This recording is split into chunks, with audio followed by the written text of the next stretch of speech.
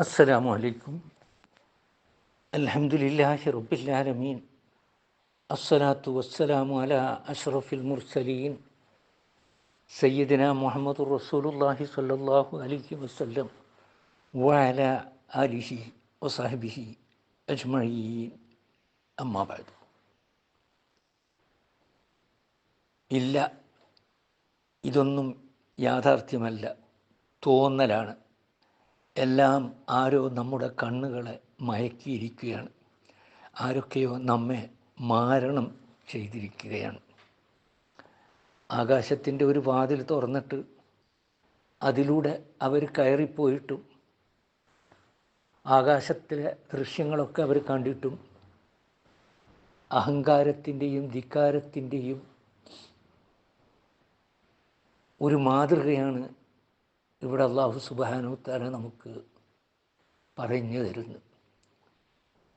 ഈ മാതൃക പ്രാദേശികമോ അല്ലെങ്കിൽ മക്ക മുശ്രിക്കുകൾക്ക് മാത്രമോ അല്ല.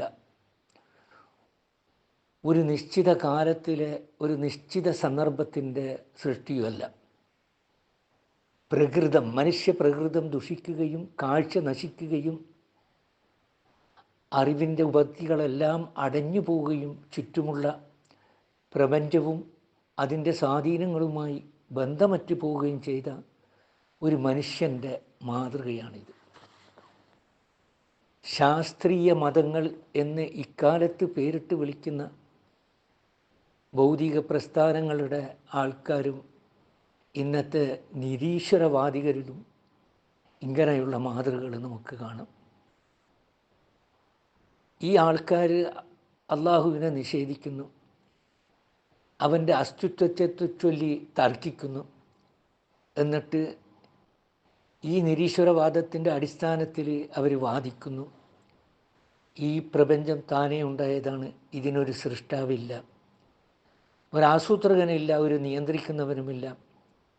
ഈ വാദങ്ങൾക്ക് മുകളിൽ ഒരു സമൂഹവും രാഷ്ട്രീയവും സാമ്പത്തികവും ധാർമ്മികവുമായ പ്രസ്ഥാനങ്ങൾ കെട്ടിപ്പടുക്കുന്നു. എന്നിട്ടും ഇതിനൊക്കെ ശാസ്ത്രീയമെന്ന ഒരിക്കലും അടർത്തി മാറ്റാനാവാത്ത ഒരു വിശേഷണവും അവർ നൽകുന്നു. അവരൊരിക്കലും വിശ്വസിക്കുകയില്ല. അല്ലാഹു സുബ്ഹാനഹു തആല വിശ്വാസികളുടെ കൂട്ടത്തിൽ നമ്മെ എല്ലാവരെയും ഉൾപ്പെടുത്തുമാറാകട്ടെ. വാഖിറു ദഅ്വാനാ അനിൽ ഹംദുലില്ലാഹി റബ്ബിൽ ആലമീൻ. അസ്സലാമു അലൈക്കും.